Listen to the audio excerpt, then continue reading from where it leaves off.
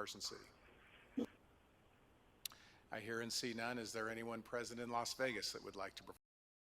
June 20, 2016 Executive Branch Audit Committee meeting minutes. Have the members had an opportunity to review the minutes, and are there any changes? I have none, and I'll move for approval. Secretary of State has moved for approval. Is there a second? second. Oh, hold on before I take a second. I'm sorry. Mr. Controller, do you have a change? I have one, Governor, and thank you. At page 12, the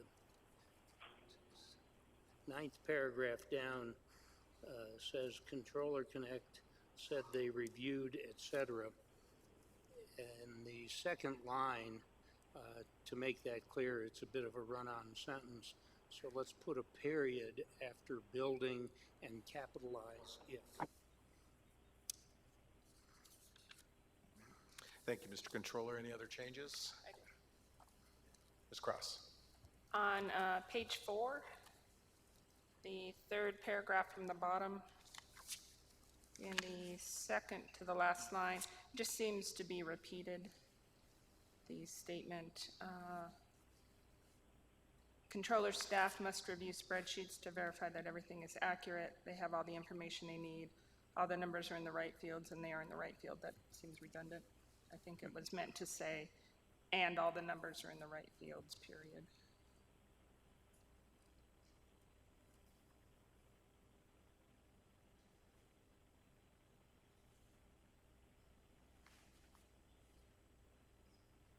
Does that make sense? It does, but my understanding is a verbatim. Oh, okay. So it just may be how Mr. Weinberger testified. Sorry, Steve. Just one other quick one then to page 13, sixth paragraph. Mr. Lawrence said it was worth noting that debt collection for decades had been a problem, etc. That this would help to, I believe that's automate the process. I'm not sure what that word is. I think ameliorate is right. Is it? Mm-hmm. Okay. Be helpful. I think Okay. My English vocabulary is serving me correctly. But right then, Madam Secretary, if you would withdraw your initial motion and make a new motion to adopt the minutes with the suggestion With the amendment. by the controller. Okay. I move for approval with the amendments from the controller. Secretary has moved for approval of the minutes with the amendments suggested by the controller. Is there a second, Mr. Attorney General? Second. Okay. Mr. Attorney General has seconded the motion. Any questions or discussion? I hear none. All in favor say aye. Aye. Aye. Those opposed say no. That motion passes unanimously. We'll move to agenda item number 3, which is an information item, presentation of the division's audit reports. We'll begin with agenda item 3A, the Department of Health and Human Services report number 17-01.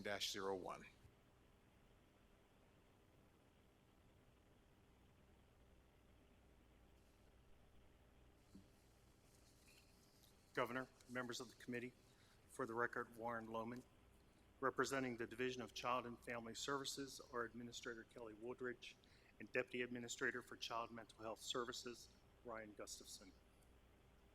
Our audit objective was to assess if DCFS can more efficiently provide specialized foster care treatment group home services for children, youth, and families dealing with severe emotional disorders that require out-of-home placements. We made 2 recommendations to enhance potential efficiencies that could benefit the state by $2.8 million annually and help build the community-based provider network.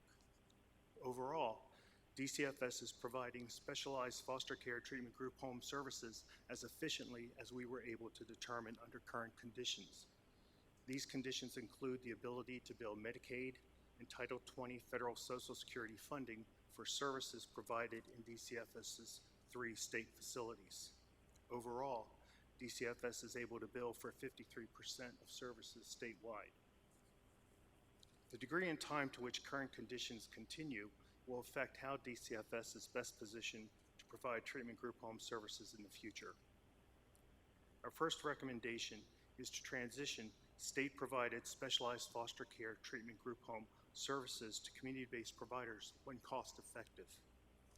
DCFS revenues would need to fall by about 44% to be cost-effective to transition to community-based providers. Revenues could fall because of changes to Medicaid, Title 20 funding prioritized or directed to other programs, or other circumstances, including growing costs for DCFS.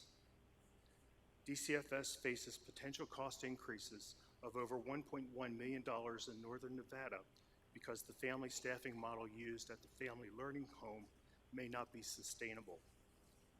DCFS may need to transition to the more expensive shift staffing model used at Oasis in Las Vegas. Should DCFS be able to sustain the family staffing model, outcomes suggest a real benefit for children, youth, and families in Northern Nevada. As measured by readmission rates since 2014, the Family Learning Home has been more successful than Oasis.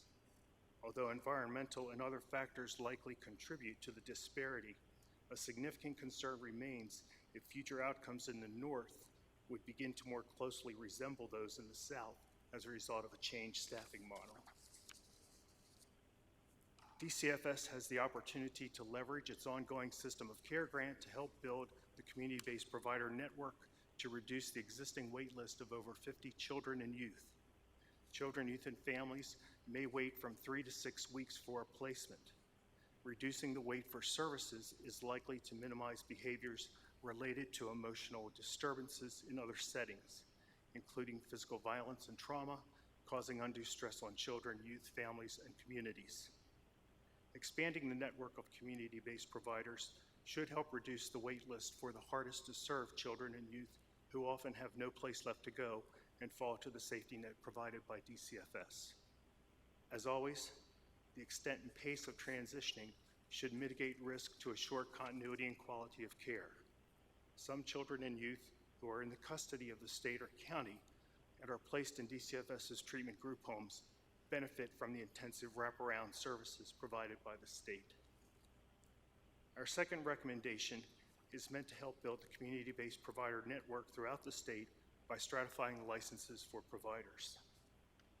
Stratifying licenses will provide more opportunities for entities that opt to provide various intensive services in treatment group homes and should increase flexibility for both DCFS and providers, which may in turn increase capacity in the state. Stratification of licenses would allow the state, communities, and providers the maximum flexibility to provide care in the least restrictive and most cost-efficient manner for Nevada's children, youth, and families. We'd like to thank Administrator Woodridge, Deputy Administrator Gustafson for their help and cooperation during the audit. This concludes my overview. Thank you, Mr. Lohman. And I guess I'll put it this way. Can you synthesize it a little better in terms of what exactly the recommendation is that you're making today? Under current conditions where the division is able to recoup approximately 53% of their costs, things should stay as they are. At such point when a combination of revenues or increases in costs or what have you would reduce that by about 44%, that would be the time to transition these services to community-based providers. In the meantime, there's a wait list.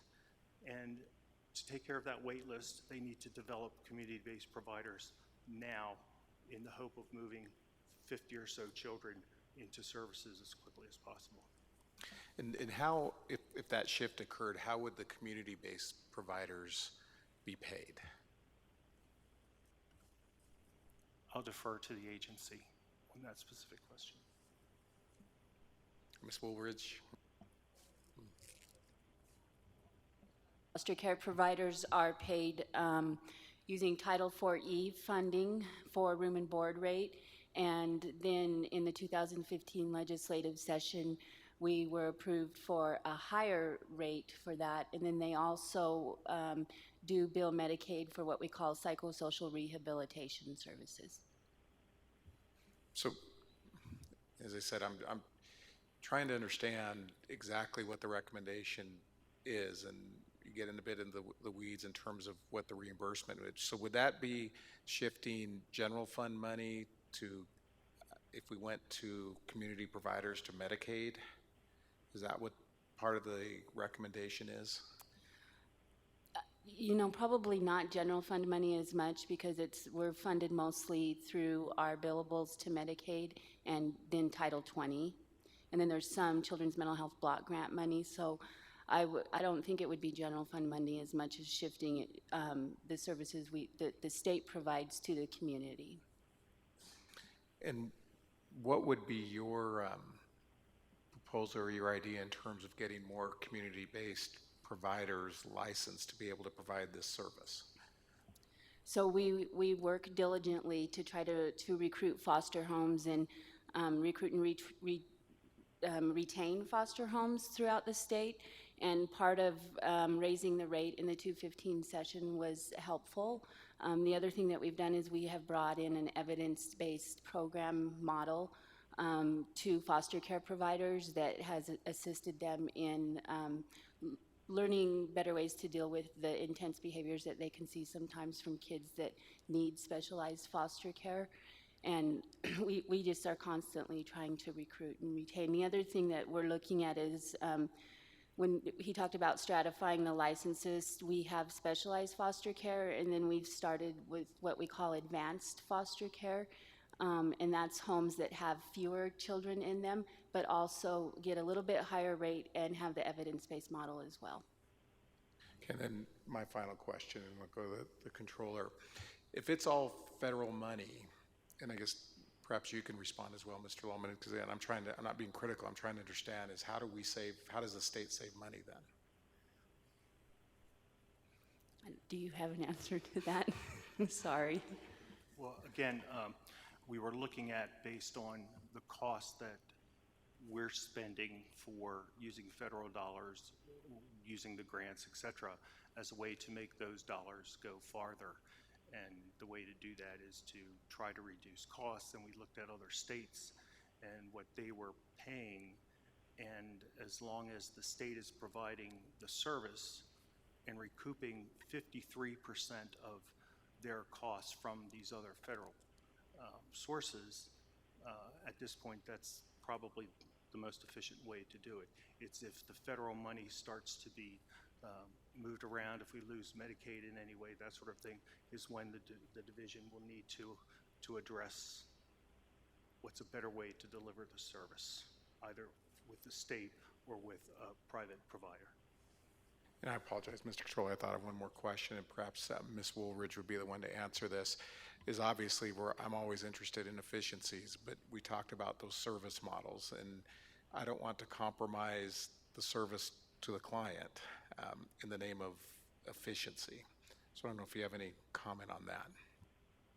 So Kelly Woldridge for the record. You know, and one of the state's role is as a safety net provider, and a lot of the kids that we serve in these specialized foster homes that are state-run are youth, unfortunately, that sometimes the private providers won't provide or can't provide services to because of the intensity of their behaviors. So I think there will still be some need for us to be a safety net provider, but we do want to make sure that kids can also be served in their homes and in their communities. No, and I agree. You want to mainstream them as much as you possibly can. But as you said, if you have an individual that has specialized needs, of course you can save money by providing less service, but that's not in the best interest of the client. And I'm not suggesting that's what you're proposing, Mr. Lohman, but I'm just trying to separate those two things here on the record. Mr. Controller. Thank you, Governor. And my concern goes to the same issue roughly that you were asking about, and I'm going to try a different tack a little bit just to make sure that I understand this because it's not completely clear to me from the text, although overall I think Mr. Lohman and all of you, this is a good audit report and it was helpful to me. So looking at page 1, paragraph 2, essentially you come to the conclusion that the state could save $1.7 million annually. Now, it seems embedded in that paragraph are two issues. One, how much the state is getting reimbursed by the feds, and whether that will continue or change or whatever. And we want to worry about the state's fiscal situation, or be concerned about that, take care of it. But two, you also say that the community-based providers could provide the service at lower cost. And so my question is, can you break that down, that 1.7 million for me, into the savings in terms of actual cost of doing the job that would accrue from shifting to community-based providers versus the defensive, if you will, savings that we're looking at from the federal funding issue? And if I misunderstand, tell me that too. The estimate on the 1.7 was based on the cost that Nevada was paying for the services in totality without any reimbursements. This is what the cost is. Then we looked at what other states were paying by and large community-based providers, and that cost was in general lower. And then looking at applying that lower cost that we found in other states to what Nevada was paying is how we achieved the estimate of a 1.7 million savings. A follow-up, if I may, Governor. Can you break down the 1.7 into essentially the community-based, the shift to community-based service versus the revenue effect on the state from the feds? We can, and I'd be happy to provide that to you. Other questions? Mr. Lohman, and maybe perhaps this question is for Ms. Woolridge. When you compare us being Nevada to other states, is it an apples to apples comparison? Because do you know what the clients, the clients were in the other states as compared to what they are in Nevada? Yes, Governor, it is apples to apples. We looked at other states. We looked at their stratification of services, the types of services that they were providing that aligned with either the Family Learning Home or OASIS or even the higher level Adolescent Treatment Center, and looked at the various providers in other states and what they were licensed to do so that we could compare apples to apples and not make that mistake. Madam Secretary of State. Thank you, Governor. My question's probably to you. If any of these foster kids are adopted, is the Medicaid cut off automatically? Do they have to be approved with their foster family, the insurance? Does that have any impact on what we're talking about today? Kelly Woolridge for the record. No, if foster youth are adopted, they maintain their Medicaid, and if they qualify for what we call a special needs adoption, they also receive a subsidy. It's a subsidized adoption from the state, but they will maintain their Medicaid. Thank you, Madam Secretary. And if I may follow up, Ms. Woolridge, have you studied why we spend more in Nevada than the other states? Kelly Woolridge for the record. That is a good question, and we have looked at that, and I think part of it is that, as you may recall from your Health and Wellness Council, that Nevada was one of 3 states that continues to be a direct provider of care, and so we were really hoping with our system of care grant that we can get out of that service and really be a safety net provider, and also provide the technical assistance and quality assurance to providers in the community. So I think that is one of the reasons. That we are primarily a state-based provider of service versus a community-based provider of service. Yes, correct. And I understand that, and that's part of the recommendation, is to train more of those folks out in the community so that we can have more community-based providers. I mean, that's a process, and because what's most concerning for me is I'd like to see that happen because we do have that wait list. But, and again, I'm not, Mr. Lohman, suggesting that you're thinking otherwise. I mean, obviously what comes first and foremost is what's in the best interest of the child in terms of the services that we receive, and we don't want to sacrifice quality in the name of economy. And so that's always the balance that we have. And in other parts of this Medicaid budget, there's been some concerns that when we do shift things to the community, that there is a compromise of service, which is not true. But again, it's something that we need to pay attention to, particularly in a very sensitive area like we have here. So I suppose I'm spending a lot of time on this because it's pretty easy to say that we can save $1.7 million by shifting it to the community, but in the real world, it takes a lot of time, and there's a lot that goes into assuring the quality of the services that are provided by those community kit-based providers. So is that correct, Ms. Woolridge? Oh, sorry, yes, absolutely. Other questions from committee members with regard to agenda item 3A? Mr. Lohman, any further presentation that you wish to make? No, Governor, I wish we'd have made it a little bolder in our audit report about the caution of making sure that they didn't transition too quickly in thinking of the children who were already receiving the wraparound in Nevada services. Thank you very much. Okay, we'll move to agenda item 3B, which is the Office of the Secretary of State, report number 17-02, Securities Division.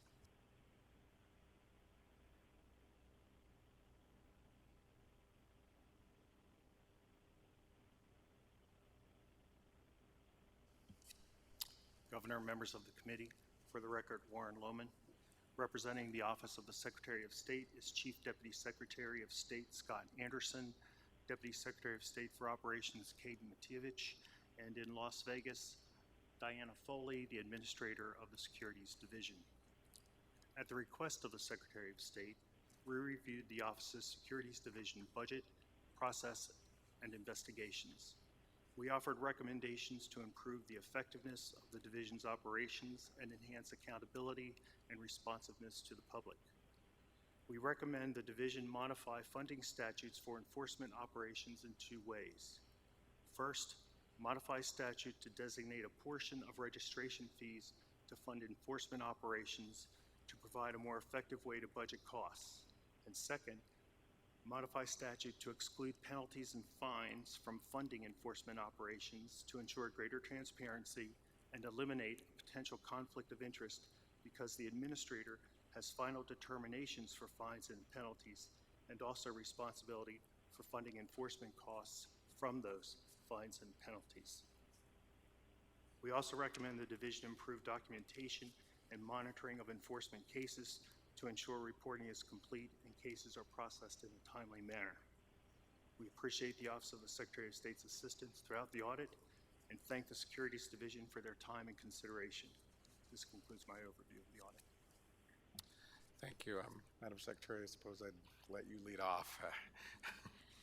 Well, first, I just again want to thank the governor for allowing us the opportunity to select having audits in our respective divisions, and also want to thank Mr. Lohman and Mr. Weinberger for working with us and talking to us and helping us through each one of these categories. I have staff here today that can respond to any questions about their respective areas, and I'd love to turn it over to them if that's all right with you. Before we do that, I wanted to go to the controller first, please. Thank you. Thank you, Governor. And I just have one question for Mr. Lohman or for the Secretary of State's office, whoever would like to answer it. This is another fairly good report, but I read through every page of this, and at page 12, it describes what the securities laws and the Securities Division at the Secretary of State do. My question is, when you raise the issue of potential conflict of interest, and that's a really good point to make, and one I'm very sensitive to, what that issue begs is the question of what benefit do these operations that are described here provide to the taxpayers, to investors, to registered companies and agents and so forth? Because when you ask the question, who should pay the cost of regulation, and should the fees and fines and that sort of thing cover the cost of regulation, you're also asking the question, who benefits from the regulation? In some kinds of regulation, the industry, the firms themselves actually benefit. In many other kinds of regulation, environmental, public health and safety, that sort of thing, it's the public that benefits. And so can you tell me who among taxpayers and the general public versus investors versus companies and registered agents, who benefits from the Secretary of State's securities regulation functions, and to what degree? Thank you, Controller, for the question.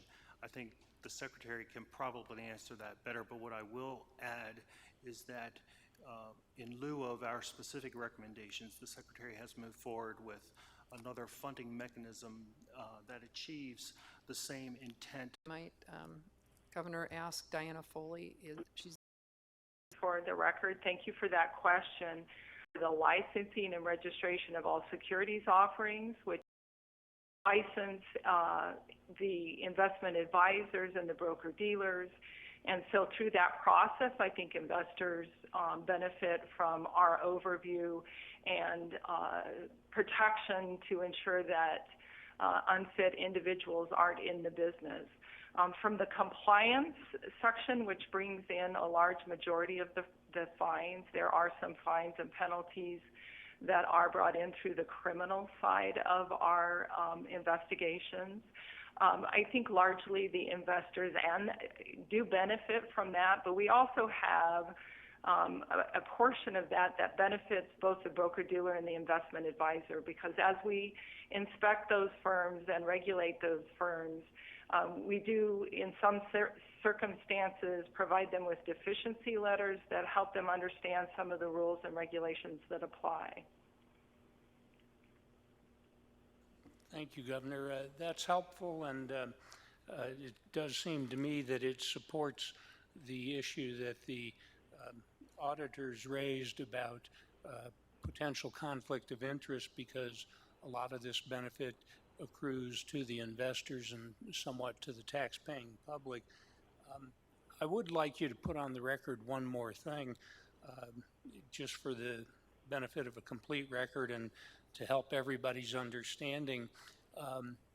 What functions and services and benefit does the Secretary of State's securities regulations operation provide over and above or in addition to what the Federal Securities and Exchange Commission provides, again, to taxpayers, to investors, and to companies and agents?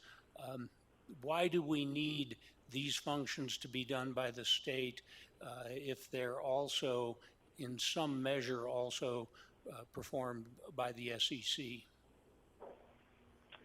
So again, for the record, Diana Foley, again, thank you for that question.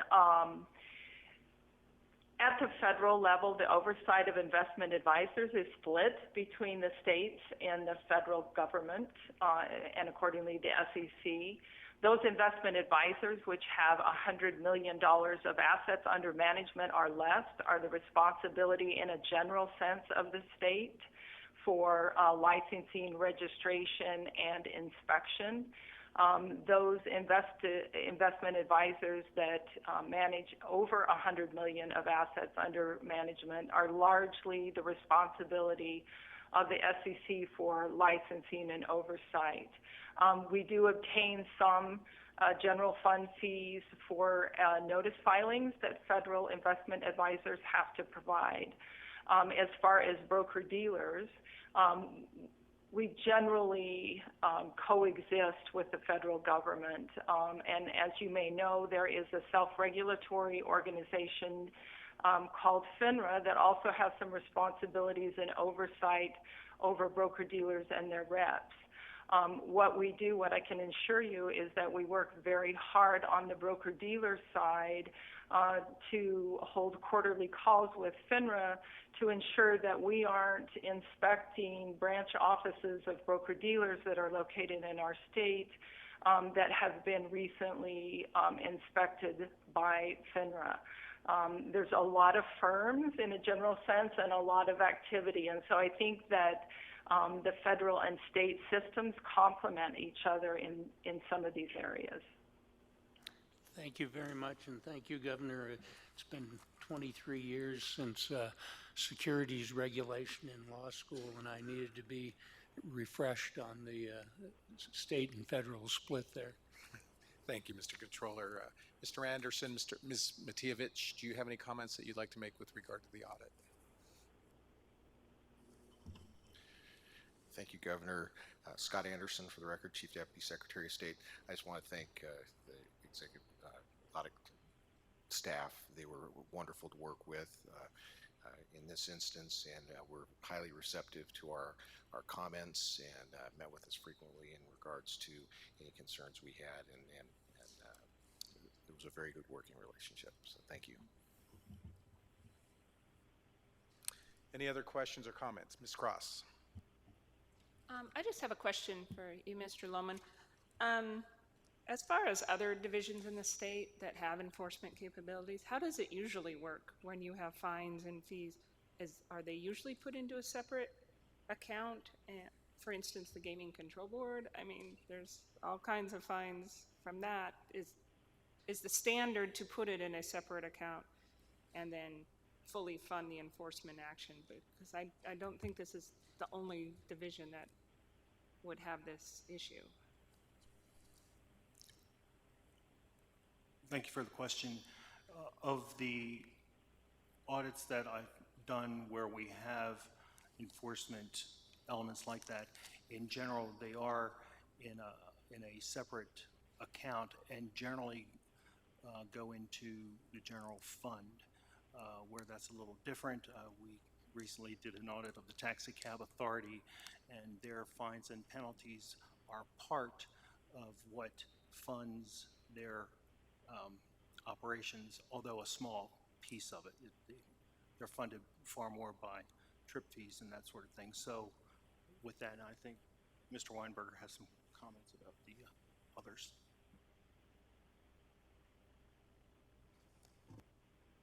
Weinberger for the record. Mr. Lohman was right. As far as the Tax Cab Authority, they are funded with fees. So all their fees sort of contribute to their operations.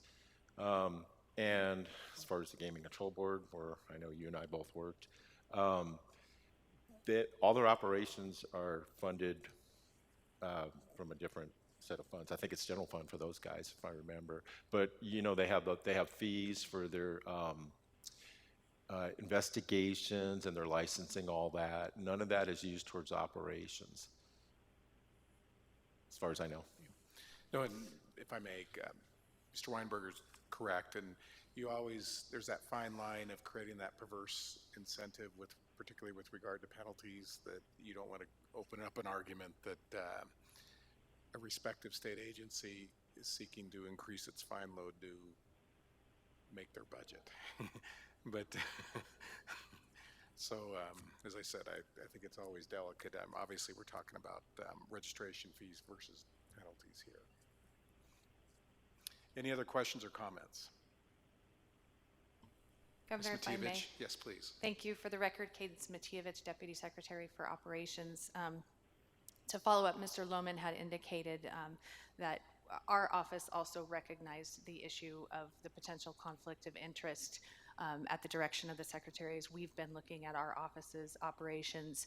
And so we have submitted with our budget request for the upcoming biennium, part of that request included moving the payment of the operation for the Securities Division, their operating costs, to general fund. And we've submitted a complementary BDR that would then deposit those revenues that we receive from the enforcement actions to the general fund, rather than remaining with our office. Any other questions or comments? Thank you, Mr. Lohman.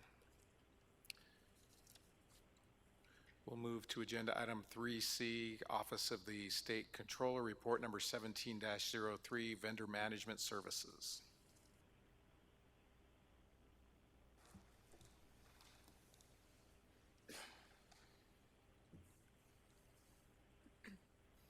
Afternoon, Governor and committee members. For the record, Catherine Brecken.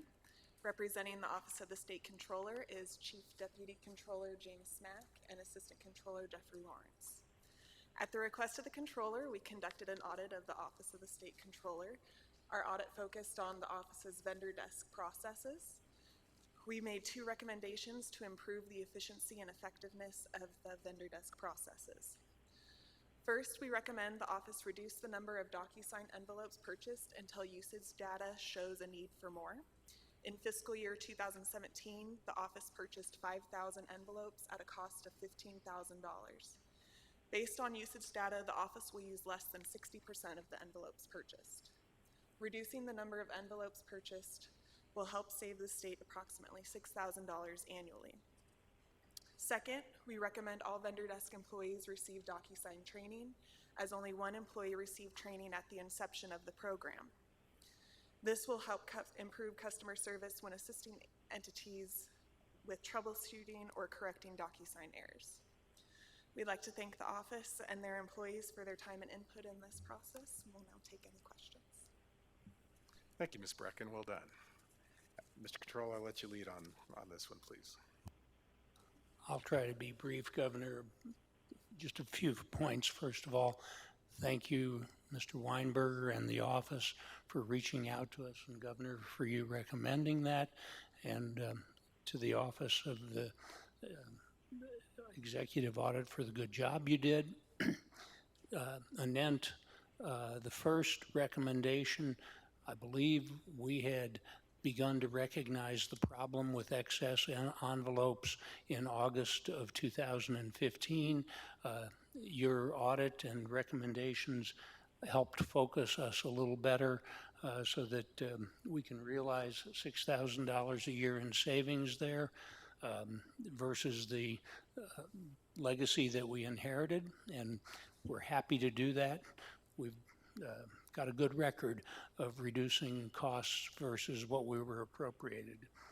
Second thing is we believe in providing training to our people for our benefit so that we get the best possible service out of them and for their benefit. We recognize that someone working for the Controller's office is doing that today, and it's part of their career. And the deal that we make with our people is you do a bang-up job while you're here, and we'll help you move on and move up in your career, and training's a good part of that. And so we definitely support that recommendation. The final thing I'll say, just for the record, at page 6, Appendix A, the organization chart at the bottom is not up to date. And to be real clear, at this point, the CAFR accounting and financial reporting has been moved to report directly to the Assistant Controller, with the other 3 branches reporting to the Chief Deputy. And as we all know, debt collection is about to migrate to a higher space. So other than that, I thank you all, and I commend this audit report and its recommendations to my colleagues on this board. Thank you, Mr. Controller. And, you know, I have a really basic question. What is a DocuSign envelope? for $3 a piece. For the record, Catherine Brecken. Basically, a DocuSign envelope is a electronic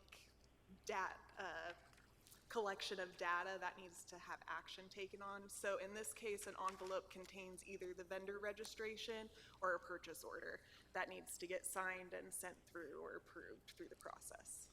So it's not actually a physical or piece of paper.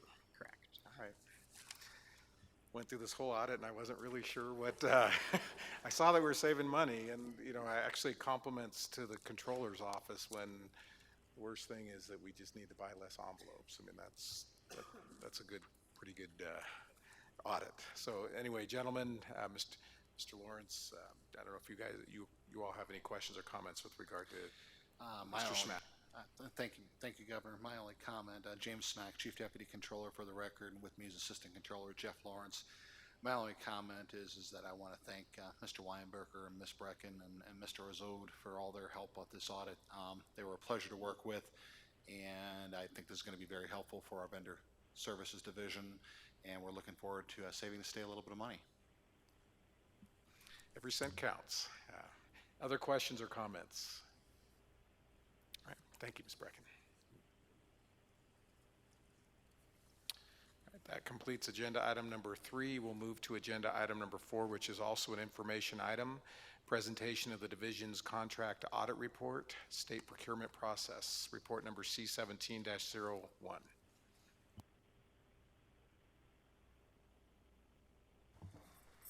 Good afternoon, Governor and members of the committee. For the record, my name is Jana Lynn Seeley. Here representing the purchasing division is Administrator Jeffrey Hogue. We performed our second audit of the contract procurement process. In this audit, we focused on 2 objectives: how the state can improve the solicitation waiver process and how the state can improve the master service agreement procurement and management processes. We reviewed solicitation waivers, master service agreements, and the management of those agreements. In subsequent audits, we plan to review the post-award and contract management processes. In our audit, we noted limited criteria supporting documentation and agency head authorization requirements for solicitation waivers, and a lack of authority for the purchasing administrator to approve solicitation waivers of commodity purchases. Without established criteria, there is a potential for legal issues resulting from a lack of consistency, authority, and transparency for solicitation and approval waivers. Additionally, we noted the purchasing division has limited data regarding expenditures made to vendors. Consequently, the division cannot easily identify vendors who receive a significant amount of business from the state. We made 4 recommendations to improve the solicitation waiver process and 1 recommendation to improve the master service agreement procurement and management processes. I'll now summarize our recommendations. First, we recommend establishing and including additional criteria for solicitation waiver eligibility in statute, regulation, or the State Administrative Manual, SAM. Establishing additional criteria will reduce the potential for different determinations on similar contracts and increase transparency of solicitation waiver approvals. We recommend including requirements for supporting documentation and agency head authorization for solicitation waivers in SAM. This will increase the efficiency of the solicitation waiver process by reducing the necessity for the purchasing division to obtain the documentation and ensuring agency heads are completely knowledgeable of solicitation waiver requests. Additionally, we recommend modifying the Nevada Administrative Code to authorize the purchasing administrator to improve solicitation waiver requests for commodity purchases. This will ensure efficiency for agencies by allowing them to forego the competitive selection process for commodity purchases not adapted to competitive selection, as only one practical source exists. For the second objective, We recommend tracking expenditures made to vendors. This will allow the division to negotiate lower costs by offering mandatory service agreements to vendors who receive a significant amount of business from the state. We would like to thank the division for their time and input throughout the audit. At this time, we would be happy to answer any questions. Thank you, Ms. Seeley. And do you have any examples of the solicitation waiver process, who the vendor would be? Perhaps that's better asked of Mr. Haig, but where this, this will improve the process. Are we talking about for contracts or Yes. for LFA? Okay. Basically, what we were looking at, we kind of did a comparison to what the locals use, and they have NRS 332. They have a whole list of potential criteria to where if they ever had to defend their decision to approve a solicitation waiver, they can point to something that's actually in statute. So we kind of use that as our guide.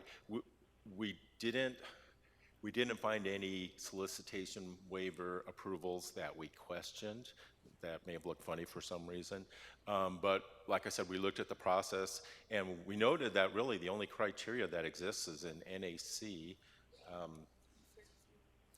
333-150, and that's professional services, and that's it. And we're also aware of the fact that quite frequently we get public records requests where people want to look at the solicitation waivers that we've issued. So we figured, this is a good defense for us in case we need to justify a decision. Yeah, and thank you, Mr. Weinberger. And I think it's a great recommendation. And again, perhaps Mr. Haig could answer. I'm just curious. Again, I'm trying to make this in the real world where we've used these solicitation waivers for a service for the state, and in the future we'll have this different process and have that criteria, because like said Mr. Weinberg, I agree with you that we don't want somebody who provides that same service to say, wait a minute, what about us? And we didn't have a chance to bid on that. And why is it that there was this this one entity that was chosen to provide the service? I know that's been a concern of the Attorney General in the Board of Examiners process when there's been a contract that didn't go out to bid. So, Mr. Haig. Thank you, Governor, for the question. Jeff Haig, for the record, Administrator of the State Purchasing Division. Your question gets right to the crux of the issue. In my experience in this position, the solicitation waiver has been used somewhat of a catch-all, to be completely honest with you. I think some specific examples, we use them for proprietary software, technology as a service that maybe only one vendor can provide, and the level of service that they provide is proprietary to them, that technology. We recently danced in the gray area of this regulation, if you will, in approving a solicitation waiver for routers, for DPS, for their cruisers. The mobile command centers that we've invested in to roll out across all DPS vehicles required a specific type of router to work with those mobile command centers. And so that, in my opinion, was justification for a solicitation waiver. To Mr. Weinberger's point, we also get a significant amount of requests for solicitation waivers around professional service exemptions. And so, as noted, it is defined in NAC 333-150. Such services as attorneys can be, is justified as a solicitation waiver. But we also see a lot of agencies kind of stretching that professional services definition and asking for a solicitation waiver. I think lastly, a last example I'll give is we're currently working with Dieter in awarding some solicitation waivers around regional development authorities and the appropriation of grant funds because there is only one provider of those services in a particular area. A lot of times the grant will call for the agency to work specifically with an RDA in a particular region. And as a result of that, that meets the current justification for a solicitation waiver. But if I could expand on, I think, what is the broader issue, and I think the value of the recommendations before you all today, is that we're really looking to solidify and define some criteria to really provide a better resource to state agencies. So this isn't a catch-all, if you will. The process is a little bit more defined, and we're being more upfront about what criteria they need to met to qualify for a solicitation waiver. We're required by law to have a fair and competitive process. I'm a firm believer in competition. I think the state benefits from that profoundly. And we want to make sure when it comes to these very sticky waivers that we've done our due diligence, and the decision that we've made is on a defined set of criteria to the extent that it can be defined. There will always be extenuating circumstances, and that decision is defensible should another vendor come forward and want to challenge the waiver that was approved. Mr. Hague, it sounds like this is a process that you were contemplating consistent with the findings of the audit. Is that accurate to say? Yes, Governor, that's correct. And then would you have to do this through a regulatory process? So would you have to propose a new regulation that would include the specific criteria that would be subject to approval by the Legislative Commission? Thank you, Governor. Jeff Hague for the record. My recommendation would be that we clarify NAC 333150 to include commodities and services. Currently today, as previously stated, it only addresses services. I would recommend that we establish the criteria in the state procurement manual, which was actually a recommendation from the initial audit that was before this committee in June of last year. We're working diligently to form that manual. Our section of SAM will be incorporated in that procurement manual. And I would ask that we're allowed some level of flexibility to adjust the criteria. Because this is not a black and white issue. And I think as industry changes, as technology changes, as the state's business becomes more diversified, we need the ability to amend these criteria based on our specific business needs. That's why I recommend that we address this in the state's procurement manual. So would that be something that would ultimately come to the Board of Examiners, so the Attorney General and the Secretary and I would have a chance to see what those changes would be? Thank you, Governor, for the question. Procedurally, I don't know if that's appropriate. It would be my desire that the Board of Examiners have the ability to review that procurement manual. It is being drafted in close coordination with the Attorney General's office, the Governor's Finance Office, and other stakeholders across the state. And I think similar to the new contract forms that were approved at the February BOE, it is just a fantastic venue for not only you all to review and approve those documents, but to begin to communicate those across the state and to state agencies that will be dependent on these new resources that we're trying to make available. And then my final question, in looking at your response to the audit, I think I see that it said the hope to have it in place by August of 2017. You think you get it done sooner than that? Is that to the criteria, sir? Absolutely. So we're well underway on this initiative. I would expect that we'll have an initial draft out within the next 30 days. I identify the August timeframe. We're working on a technology initiative this session. I see this being incorporated into that technology solution. But absolutely, I think in a manual format, they'll be available here very soon. Thank you very much, Mr. Hague. Other questions from committee members? Ms. Cross. I just have a quick question for you, Mr. Hague. Regarding relying on other entities doing competitive bidding, is that part of your process at all? For example, the federal government or even local government agencies or a consortium of state purchasing agencies? Could that be a way to, if it didn't fit as far as a solicitation waiver, do you guys do that right now, or? Yes, ma'am. Thank you for the question, Jeff Hague, for the record. We do. So when we receive the solicitation waivers and we review them, we have a member of our team and purchasing that's dedicated to this responsibility. She reviews them very thoroughly. We do an exhaustive search based on current contracts available within the state that may be able to meet this need. We look at GSA contracts that have cooperative language as part of them that we may be able to piggyback off of those agreements. We look and often recommend the agencies that they look to a joinder agreement So potentially somebody within local government here within the state or across the country has entered into a contract with that respective vendor for similar services. And we certainly recommend that to them if that avenue applies or is appropriate for them. We really try to take a diagnostic approach to the waiver just rather than approving it, and making the appropriate recommendation and providing the appropriate level of support that agency may need. In often cases, we deny them. We refer them to the appropriate purchasing officer within our office, and we support them through a public procurement process because we just don't feel that a solicitation waiver is justified based on the case that's been made, the documents that we've been able to review.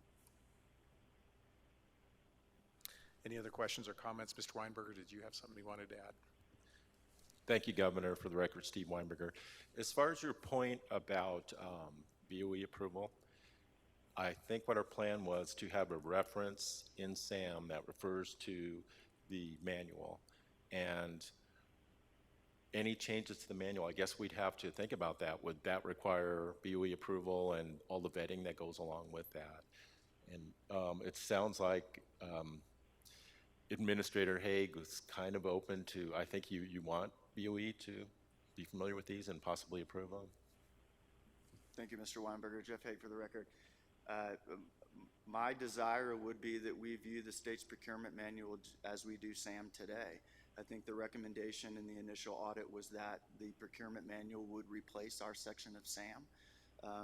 I agree with that because the procurement manual will be a very in-depth document, not necessarily appropriate to incorporate within the state's administrative manual, but I feel that revisions, modifications to that document should be handled in the same way that we do SAM. So I'm not sure, is your concern, Mr. Weinberg, I'm not sure what your point is, in terms of your concern that it may slow down the process. My only comment was, given that the Board of Examiners reviews all the contracts, and again, the Attorney General has had historic concerns with regard to sole source contracts, and part of that emanates from this issue that we're talking today, that the Board of Examiners seems to be the perfect forum to review and approve this so that everybody knows going forward what the rules are. Thank you, Governor. For the record, Steve Weinberger. Well, as you know, BOE approves SAM modifications too. And as a matter of fact, there's some vetting involved, right? I think it's got to be publicly disclosed. I may get this wrong, 60 days or 30 days prior to the actual SAM meeting. And that's one of the things we stressed in our audit, that vetting of these potential criteria would be a good idea too. I mean, it's going to provide more transparency, and obviously it gives people a chance to comment on whether or not they think they're valid. So that's, my point was towards your question as far as BOE approving this, or would it just be something that the division themselves can do? And I think if we have a reference from the state administrative manual, and as Administrator Haig stated, basically his manual would replace the purchasing section, or parts of it, the contract section in SAM, but the approval and vetting requirements would still apply. I think I know what you just said, Mr. Weinberger. Mr. Attorney General, any comments? I would just suggest that I think we all want it to get to the BOE, so we'll have to take a look and see the best way to get it there. Yeah, I agree, Attorney General. I'm sure the Secretary agrees as well. And as I said, that provides a public forum where this can be considered. You have most, if not all, the state agencies that typically attend it, and the more we can socialize this change, the better. Thank you, Governor. Sorry for my effort, but that's exactly what I meant. Yeah, no, you're the auditor, not me, so Mr. I would like to just add, please circle back with our office, and we may need to post this whole thing as a SAM manual amendment. We'll figure it out, but ideally, obviously, we get it to the BOE. Thanks. Ready? Any other questions or comments with regard to agenda item number 4? Mr. Haig, anything else you wanted to add? Thank you, Governor. I just would like to thank Mrs. Seeley and Steve Weinberger and his staff for a very collaborative audit process. There's a lot of thank yous going around to an auditor, which is unusual for me. But they do a phenomenal job, very beneficial, very insightful, and we're thankful for the collaborative approach to this. Thank you, Mr. Haig. Thank you, Ms. Seeley. Agenda item number 5, information item, presentation of the division's 6-month follow-up status reports. We'll begin with the Office of the State Controller, report number 16-05.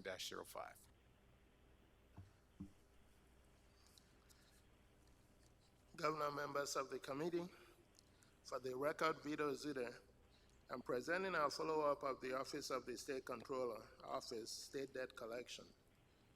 Representing the office is James Mark, Chief Deputy Controller, and Jeff Lawrence, Assistant Controller. We made 7 recommendations. 1 is fully implemented, 2 are partially implemented, and 4 had no action. Our recommendation to write off uncollectible debts is fully implemented. The office received approval from the Board of Examiners and wrote off approximately $26.3 million in uncollectible debts owed to state agencies. The office partially implemented our recommendation to automate the debt offset process. They are negotiating with the contractor, and debt offset process is part of that negotiation. The full implementation is anticipated by March of 2017. The recommendation to submit BDR to transfer the state's collection agent's responsibilities to the Governor's Finance Office is also partially implemented. The office and the Governor's Finance Office work together on a BDR, which has now become AB 51. The new bill, if approved, will transfer the collection agent's responsibilities to the Governor's Finance Office. Full implementation is anticipated in July of 2017. The office took no action on the following 4 recommendations. The first is to automate the debt assignment process. According to the office, automating the process is not possible with the current vendor because the system cannot handle the different interfaces and file transfer needs of state agencies. The second is to require agencies to obtain waivers to collect their debts. The office is waiting for a new debt collection system to be in place before requiring agencies to obtain waivers. The third is to automate licensee list review process. According to the office, automated solution is not in the scope of work for the system being negotiated. However, the office will develop a manual process by July 2017, as automation is not feasible. And lastly, resolve legal issues to allow collection of overpaid wages from state employees. According to the office, this has not been discussed with the Office of the Attorney General. The issue will be addressed once a new debt collection system is in place. They anticipate full implementation by July 2017. We would like to thank the office for their cooperation and assistance during this review. This concludes my presentation. Thank you very much. Mr. Controller, comments? Thank you, Governor. And as the minutes show, we spent a lot of time on this issue last time, and I'm going to be brief. I expressed my thanks to everybody involved, especially the auditors at that time.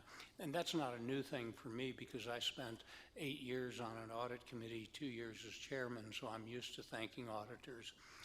But you did a great job, and since that time, following up, Governor, on some of your recommendations, we have done 2 things. One, we've worked extensively with Mr. Wells, Jim Wells, and have moved forward on the CGI contract, and contrary to the anticipation last time, that would end up going into interruption and termination. The new debt collection IT system went live last Friday. And I think everybody on our team did a great job on that. It did have an opportunity cost because we had to work so hard on that we couldn't do much current debt collection work. But as the governor's office inherits this operation, we think you'll be inheriting one that's in much better shape than what it was and that has some real prospects. And Mr. Smack and company have taken the write-offs, as Mr. Azuda said, to the Board of Equalization, and that's fully completed. I guess the other thing is, 2 days from now, the bill to transfer this operation from the Controller's office to the Governor's office will be heard. I'm hopeful and optimistic that will go through, not because we don't want this, and we certainly cherish the people that we have and that you're getting, but for all the reasons that the auditors said that this should go to the Governor's office, and we agreed with. We want it to succeed under your stewardship. Final thing, Mr. Azuda, there's a certain young lady who I hope wins about 3 state championships this year. Your daughter is one awesome sprinter. Thank you, sir. Other questions or comments from committee members? Ms. Cross. Just real quick for the agency, when was the last time a write-off was done? I mean, it's this 25 million, I know, but if it hasn't been for a long time, then. Thank you for that question, Ms. Cross. James Smack, Chief Deputy Controller, for the record. The last time a write-off was done prior to the one we just completed, which was actually 2 parts. There was one part that was about 25 million, and then we had a few agencies that hadn't got our information back to us in time to complete their write-off, so about 1.3 million that we wrote off at a subsequent meeting. So about 26.5 million or so that we wrote off in bad debt. Prior to that time, I believe the last time there was a write-off done was 2012. So a lot of that was stuff that was accumulating on the books, and I don't suspect we're going to be having that size of write-off going forward. I think it'll probably be a 7-digit write-off, but probably somewhere short of 8 digits going forward on an annual basis. Any other questions or comments, Mr. Controller? Thank you, Governor. I shouldn't let this go without putting on the record that the leadership of Mr. Smack and Mr. Lawrence, along with our debt collection division and our IT division, have done just a great job in handling this, and I appreciate what they've done. Thank you, Mr. Controller. Mr. Schmack, is there anything else you wanted to add for the record?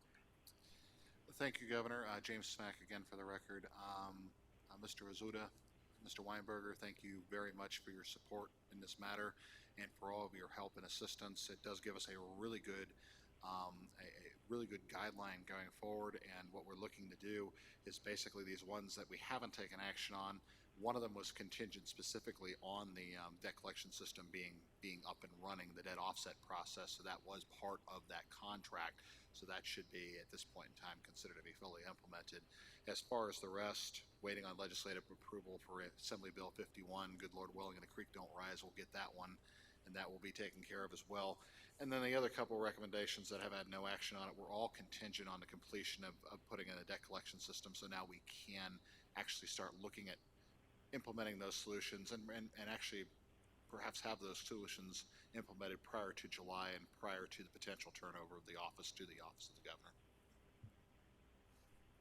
And Ms. Schmack, I want to thank you for getting it all worked out with CGI. I mean, I know that's had a long and tortured history, but all's well that ends well. And I'm really pleased that we've got that system up and running. Thank you, Governor. Other questions or comments? Then we'll move on to agenda item 5B, which is Office of the Secretary of State, report number 16-06. Mr. Lohman.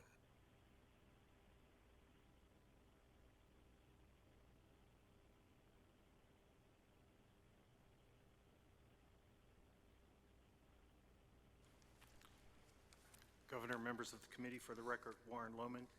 Representing the Office of the Secretary of State is Chief Deputy Secretary of State Scott Anderson, Deputy Secretary of State for Operations Cadence Matievich. I believe Kim Parandi, the Deputy Secretary for Commercial Recordings, is also here. We made 4 recommendations in the audit of the Commercial Recordings Division. The office has fully implemented the recommendation to establish a centralized complaint tracking system. The office was moving on the remaining recommendations at the time of the 6-month follow-up and had anticipated fully implementing the remaining recommendations by the end of December 2016. I'll defer to the Secretary for any update since our report. Thank you, Mr. Lohman. Madam Secretary. And thank you again to the auditors and the team. We really appreciated working with you. And again, my thanks to the governor, because we were able to go in. We had seen things that we wanted to update and materialize, and with your help, we got all of that. So I'm really appreciative, but I'm going to turn it over to the team. Scott and Cadence are here, and then Kim is also here that would like to just update on everything. But again, thank you very much, and thanks to our team. They did a wonderful job of working with the auditors, so thank you. Thank you, Governor.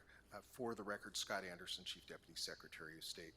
I am pleased to state today that as of today, we have fully implemented 3 of the 4 recommendations and have substantially completed the recommendation number 1 and expect that to be completed within the next 6 weeks.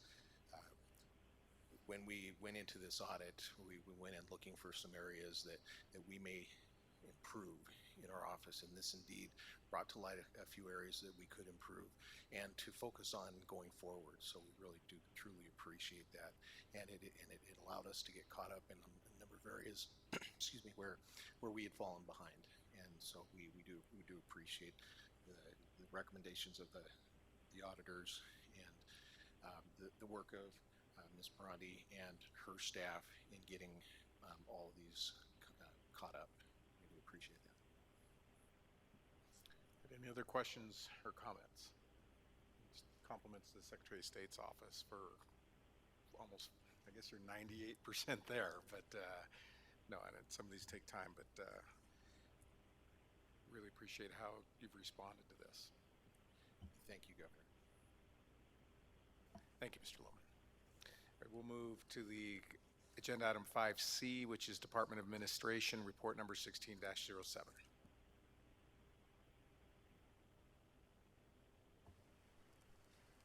Governor, members of the committee, for the record, Warren Lohman. Representing the Fleet Services Division is Administrator Keith Wells. We made 3 recommendations in the audit of the Fleet Services Division, the vehicle lease program. The division has partially implemented the recommendation to develop a statewide leasing program that integrates short and long-term leasing and vehicle procurements with their plans to reclassify existing staff resources to help manage the programs. The division, along with the Nevada Highway Patrol, are working to establish a new fleet specialist class to help with the additional complexity of a vehicle purchasing and leasing program. The division anticipates fully implementing the recommendation by June 2017. The division has partially implemented the recommendations to collect data to monitor the performance of the Master Service Agreement vendor and to collaborate with the budget and purchasing divisions to establish Fleet Services as the gatekeeper for all vehicle purchases and leases in the state. The division anticipates completing the requisite strategies and policies and procedures to fully implement the recommendation by July 2017. This concludes my overview of the 6-month follow-up. Thank you, Mr. Lohman. Mr. Wells, any response?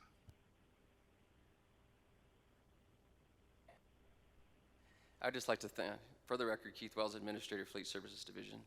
Again, just thank Warren, Steve, and everybody at the Internal Audit Division for doing a great job. I enjoy working with them, and it's always been a great experience every time with good outcomes. Anything more in terms of how this leasing program is working out? Yeah. I wasn't going to let you get away with just saying thank you. I know. Governor, the leasing program is a great opportunity for the Fleet Services Division and the state of Nevada to enhance the vehicle acquisition process.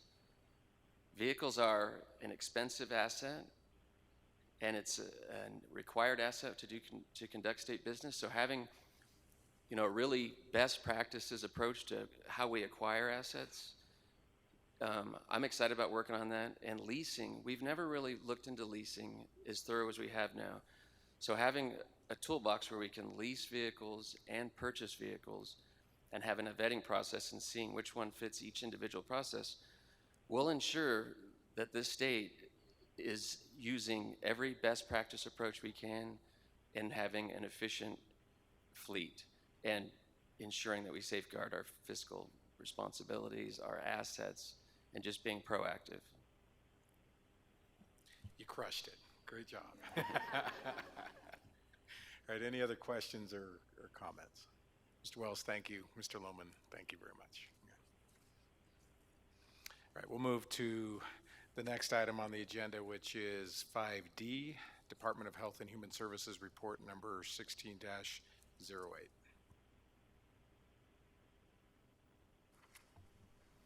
Governor, members of the committee, for the record, Warren Lohman, representing the Division of Child and Family Services, our Administrator Kelly Woodridge, and Deputy Administrator Ryan Gustafson.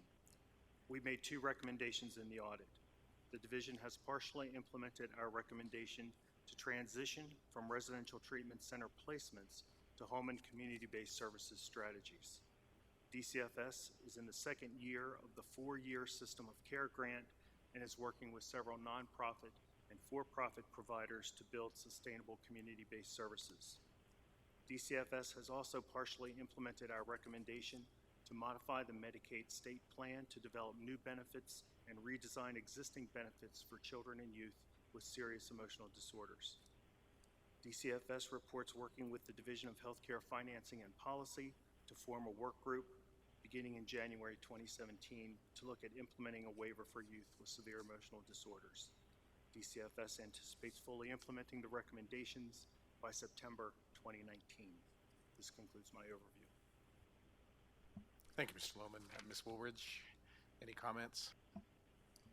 No, I just wanted to thank the audit and Mr. Lohman for this, because this is actually an exciting recommendation and change for us. Well, I'm not going to let you off the hook either. I got to be equal. But will you talk a little bit about the implementation process that you're doing as a result of the audit?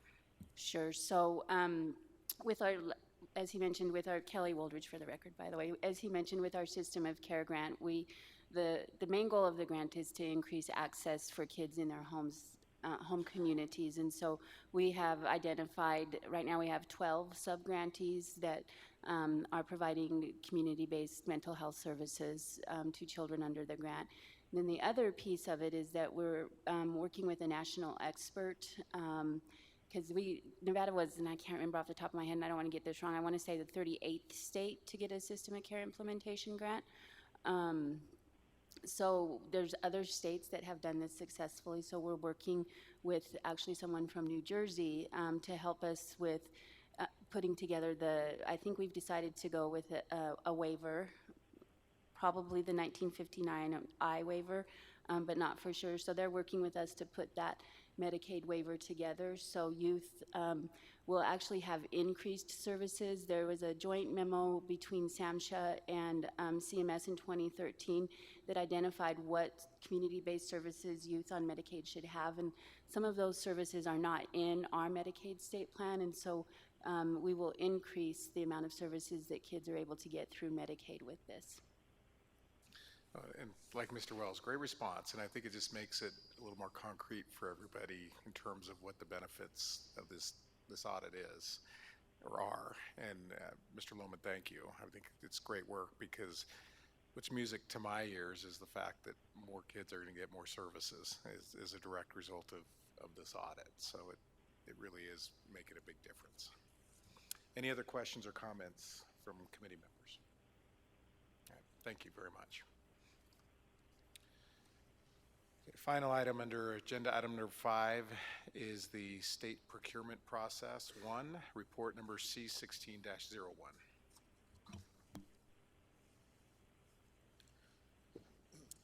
Governor, members of the committee, Vito Zude. I'm presenting our follow-up of the state procurement process 1.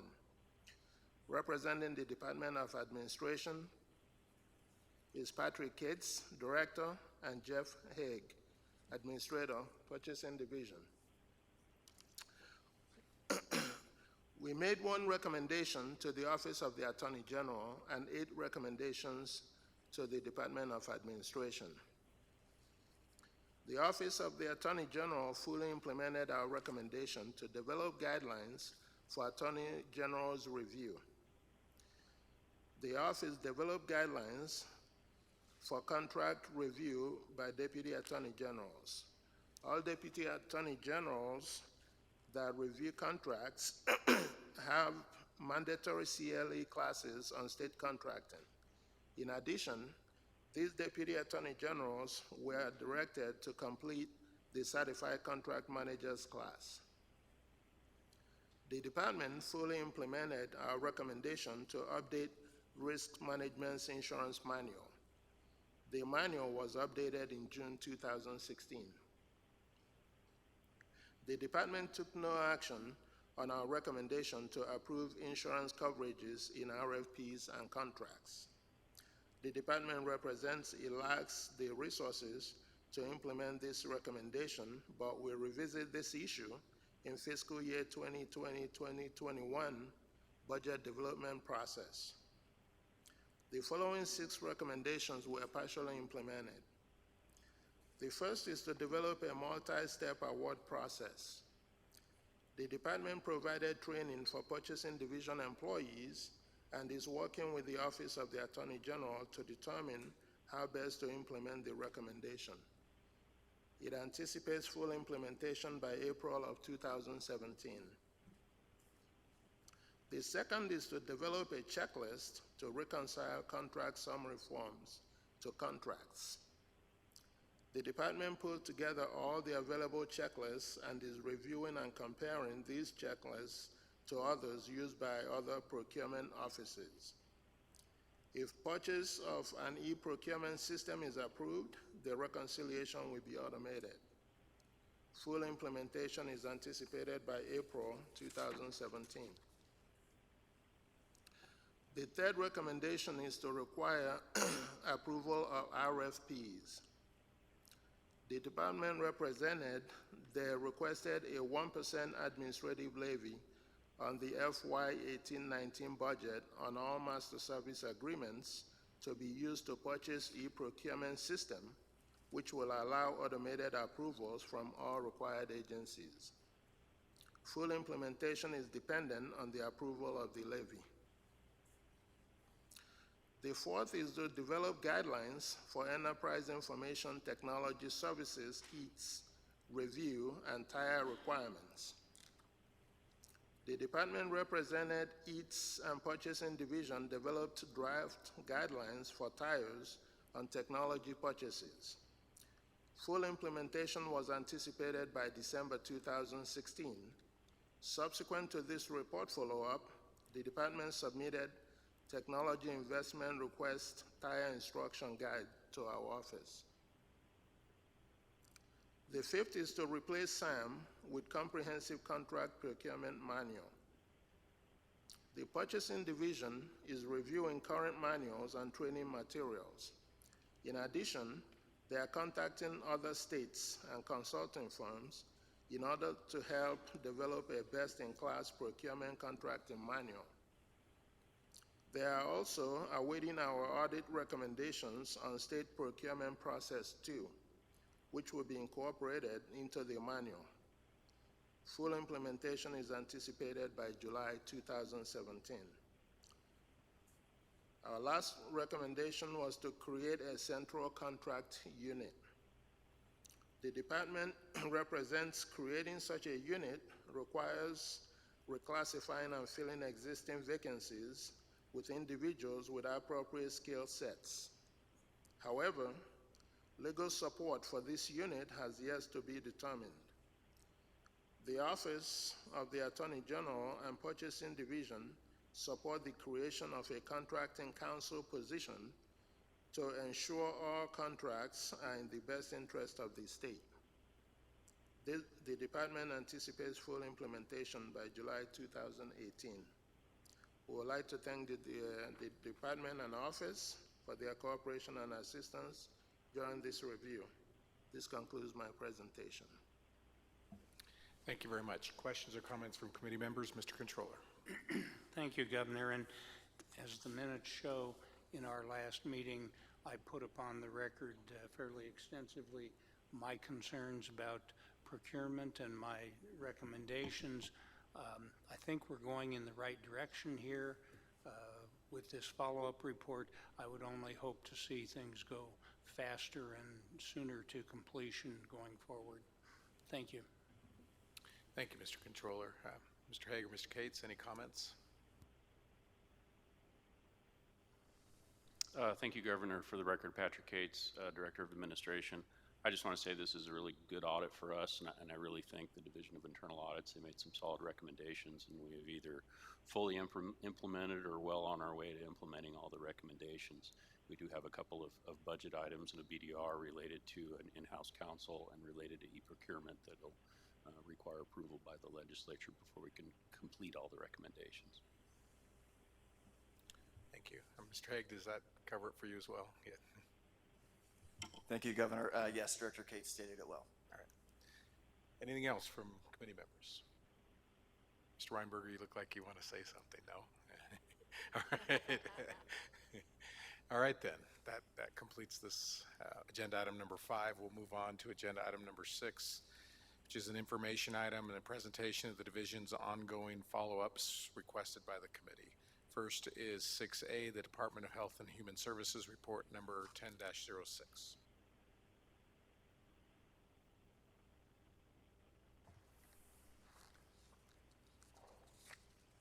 Governor, members of the committee, for the record, Warren Lohman. Representing the Division of Public and Behavioral Health is Administrator Cody Finney. And in Las Vegas, Joanne Millay, the agency manager for the Southern Nevada Adult Mental Health Services. This is our 10th report on doctor attendance at Ross O'Neill Hospital.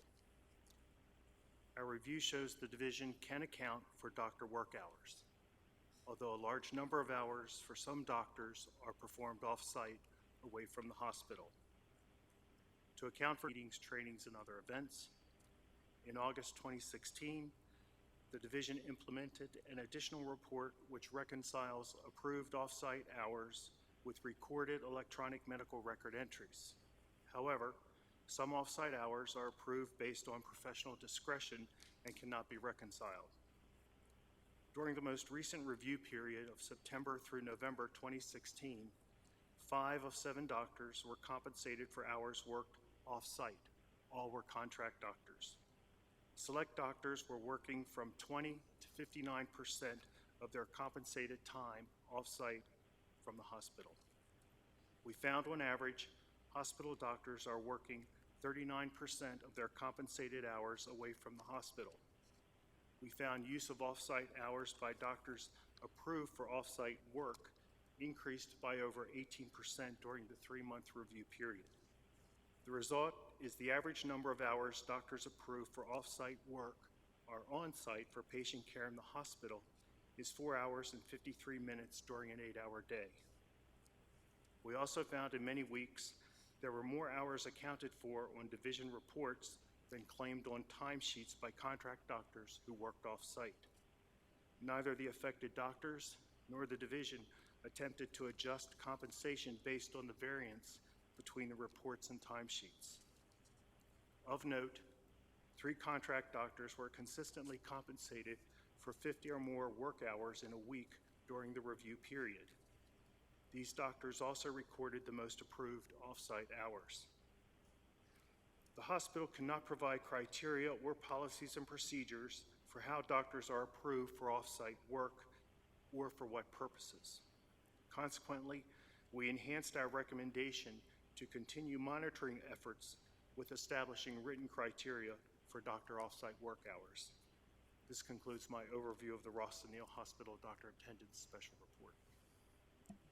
Thank you, Mr. Lohman, and perhaps Ms. Finney can respond to the question, but presentation does beg the question of what are the doctors doing for that time that they're off-site? Thank you, Governor. Cody Finney, Administrator of the Division of Public and Behavioral Health, for the record.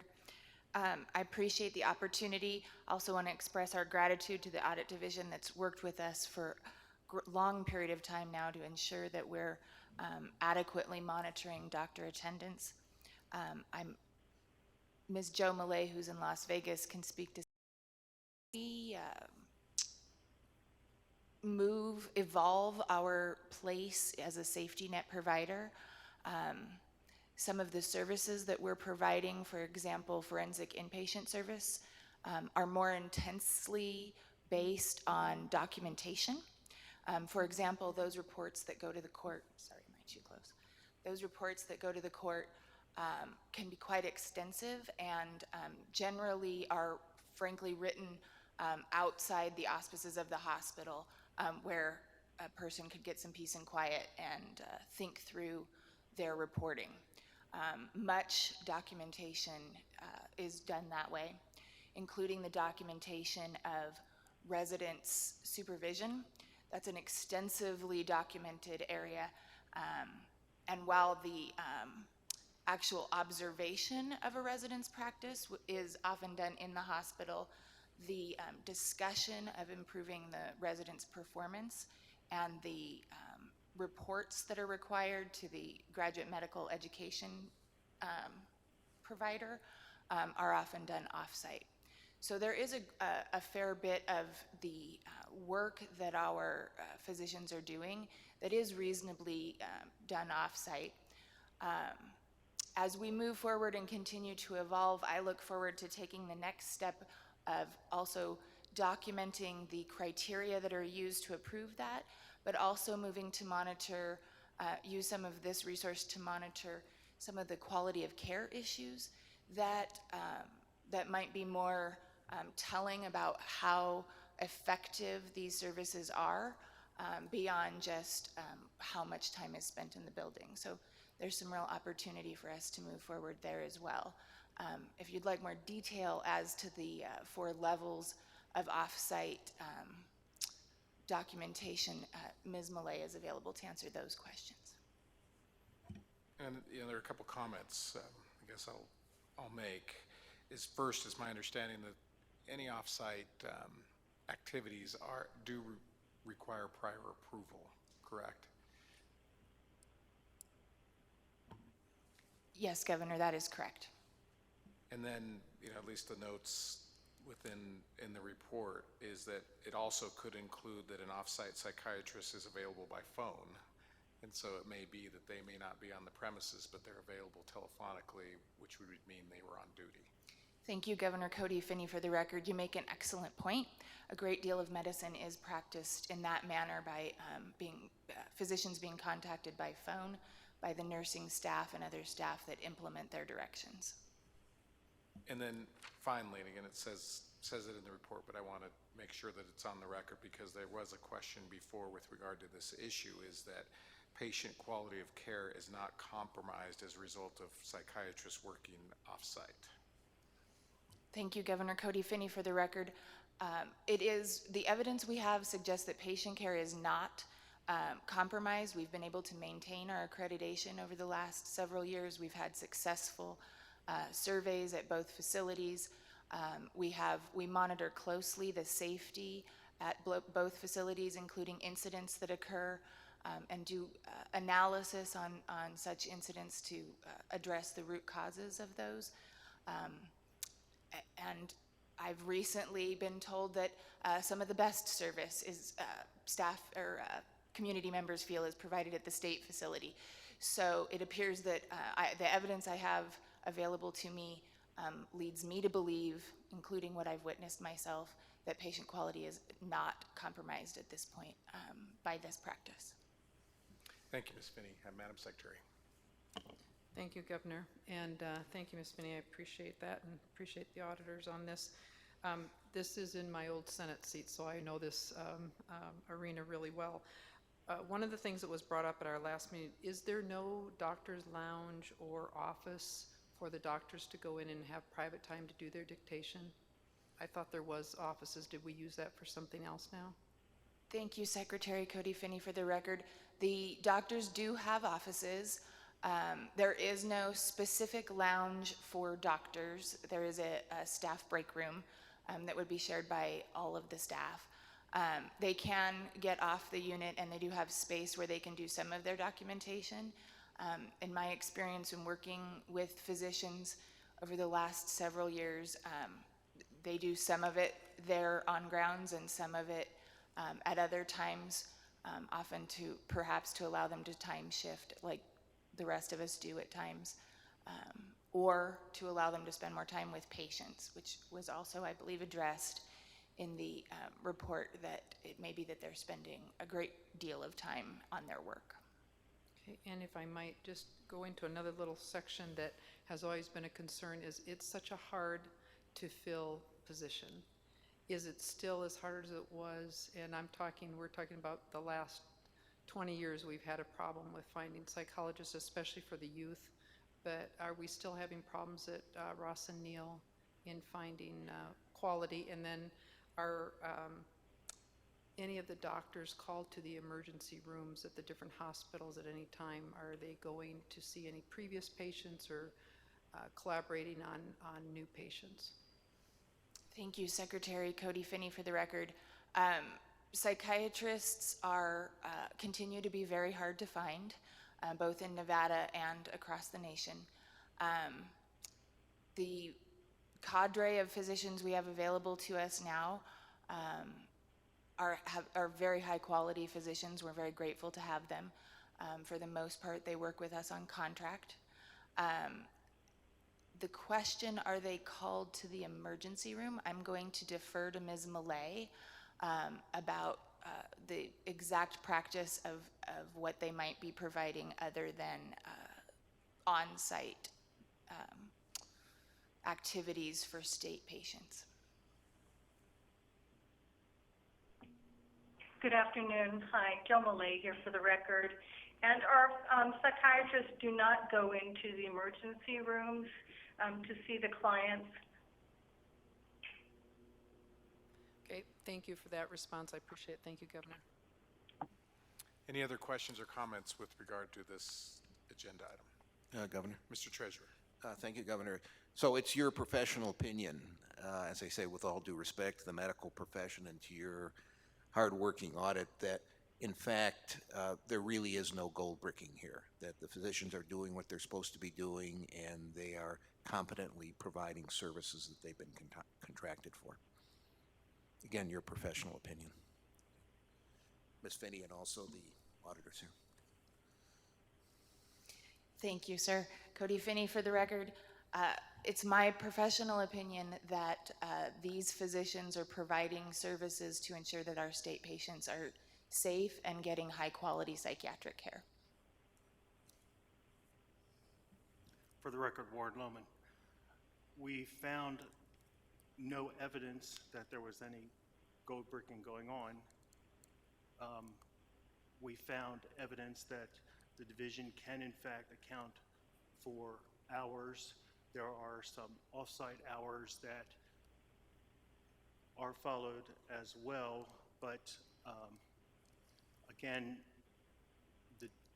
I can only speak to the facts, and the facts are that the division has implemented policies to account for doctor time, and they have a use of approved off-site hours. However, the lack of criteria, written policies, and procedures does suggest that they can tighten that piece up a bit more. Thank you. And you've suggested that, in fact, those procedures be implemented. For the record, Warren Lohman, yes, we've recommended that they establish written policies and procedures and criteria for off-site hours. Good, thank you. Mr. Lohman, just a follow-up. In actuality, at least for some, it's the opposite of gold breaking, whereas there are some doctors that have worked more hours than that they have claimed. For the record, Warren Lohman, yes, Governor, the data would suggest that. Okay. Any other questions or comments? Mr. Weinberger.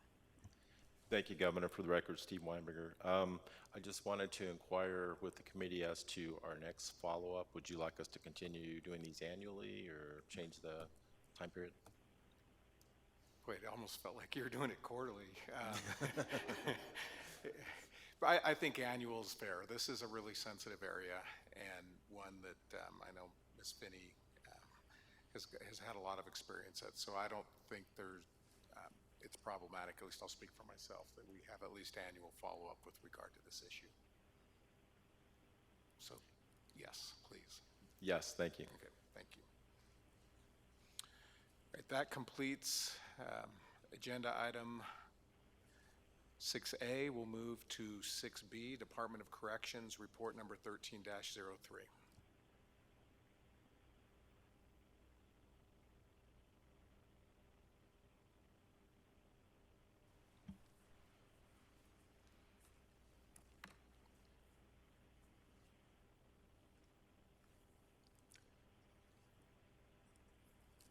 Governor, members of the committee, for the record, Vito Zude. I'm presenting our follow-up of the Department of Corrections, Doctor Attendance. Representing the department is John Borroman, Deputy Director, and Chuck Shadden, Medical Administrator. This is our 5th report on doctor attendance at correctional institutions. Our review shows the department has sustained improved doctor attendance since our initial audit. Full-time doctors are working on average 9.3 hours a day on a 10-hour, 4-day work week, and part-time doctors are working on average 9.6 hours on a 10-hour, 2-day work week. While full-time doctor attendance remained the same from our last follow-up, part-time doctors are working 15% more hours than previously reported. In order to continue to maintain increased level of doctor attendance at these institutions, we recommend continued follow-up of doctor attendance issues at each facility and to ensure the medical professional report is reconciled to information documented on the timesheets and the in and out logs. We would like to thank the department for their cooperation and assistance during the review. This concludes my presentation. Thank you. And just one question for me. I mean, 9.3 out of 10 is the 0.7 for lunch or a break? I mean, do you account for that on a 10-hour workday? I'll defer that to the, go ahead. Thank you, Governor, for the question. Steve Weinberger. That reflects the amount of time they were at the facility. Because as you know, they've got to sign in and out. They can't just come and go as they please on a correctional facility. But I guess that 0.7 would be having to check in and go through the security. I mean, I don't know how you lose that 0.7, as you say. And I guess not for me to suggest that this is bad. This is a dramatic improvement over when we first did the original audit. But I'm just curious at that last little bit. Chuck Shadden for the record. The 9.3 is an average, the 0.7 is an average. So really what it represents is over the course of that time period, there may be a doctor that has a doctor's appointment, okay, for 4 hours, and so they leave early, and since they're exempt, they're not required to report an absence less than a full shift. So almost by definition, we'll never reach sort of 100%, okay, but that's what it is. Well, then that 9.3 is really good, considering that. Yes. That you could work an hour out of a day and get paid for the full day, and that goes against this average daily attendance. So it's pretty impressive. Mr. Weinberger. Thank you, Governor. Steve Weinberger for the record. So we do want the department to track all that type of stuff. You know, I realize they are exempt, and if they take less than 8 hours, they don't have to record on their timesheet. But I think you guys, and actually you guys have been doing this, if they go off to training and something like that, we want to make sure that's documented too, so we have full accountability. Other questions or comments from committee members? And then is this another one that we do annually? Thank you, Governor. You saved my question. You doing these annually. Any objection from committee members to continue this one? This is another sensitive area that I'd like to continue to follow up on. Okay, we'll follow up on these annually then. All right. Yes, please. Thank you. Thank you. Thank you, gentlemen. That completes agenda item number 6. We'll move to agenda item number 7, which is approval of division's annual audit plan. Mr. Weinberger. Thank you, Governor. For the record, Steve Weinberger. So this plan is an action item. And as you can see, I've got 2 matrices here. The top one is the audits we are requesting approval to start as of today. And the bottom one reflects the ongoing audits. And the committee can approve this as is or make modifications to the plan. Thank you, Mr. Weinberger. And speaking of capacity, does this, if there were any suggestions or for additional audits, would you have the capacity to do that, or does that keep everybody busy? And they're all looking at me, are you kidding me? But just out of curiosity, are you pretty full? Thank you for the question, Governor. Yes, we are pretty full, but we'll add it to the list and prioritize as we need to. No, I didn't have anything in mind, but just in case something comes up, which sometimes it does, that this committee or any member had the ability to request an additional audit. Mr. Treasurer. Governor, thank you. I would like to see if we could request an audit of GOED, which is the Governor's Office of Economic Development. I think we're all aware of the various press reports that have gone on with Faraday Future, with the stadium, with other projects in the state, and I would be intensely interested in an audit of that agency. I think, and that's fine. I'd love to do it. But what is specifically, what are you seeking, Mr. Treasurer? What I'd be seeking is basically an audit of the projects that they've undertaken and the degree of diligence, if you will, that goes into the undertaking of those projects. And I would also be interested in and I know there's a difference between operating and financial audits, and I don't know that we can do both. You can maybe respond to that. But I would certainly be interested in the flow of funds through the agency. Thank you, Mr. Treasurer. For the record, Steve Weinberger. Yes, we could do that. And then, you know, I direct your attention, Mr. Weinberger, obviously there is another parallel audit process that is required by statute through the legislature, so that might be a good place to start. Thank you, Governor. Okay. Any others? Mr. Controller. Thank you, Governor. And since the treasurer mentions that, it would seem to me that a useful feature of one of these audits would be to focus on how it is the Office of Economic Development determines what projects to focus on and how they evaluate those projects. I'll just give you an example, which isn't pregnant with any particular meaning, but we have Tesla moving along up here very well right now. On the other hand, there were representations made by Tesla about the total number of jobs that would be created, and then there was a process and standards for assuring that Tesla meets certain goals, and those standards, as I understand it, are not exactly the same as what they represented. So I would just like such an audit, if it's done, to focus on how it is GOED selects, evaluates projects, develops standards for their success, and pursues the follow-up on that. No, and all that information is available, so I think that would be an easy one to do. I know the Secretary sits with me on that board, and obviously if, depending upon the amount of investment by Tesla, the amount of people they hire is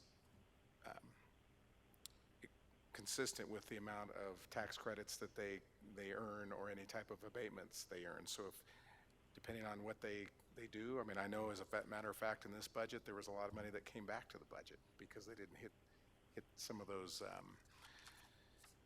what they had stated, but the goals, but I also know that they're really ramping up right now. And so that's a pretty exciting outcome for the state. But certainly what I would encourage you to do, Mr. Weinberger, is to sit down with Mr. Hill, who is the director at the Governor's Office of Economic Development, and I'm absolutely confident that he'll be cooperative. And as I said, it's a bit redundant because there are parallel audits that go on with the legislature and that are required by statute. So again, those would be a good place to start.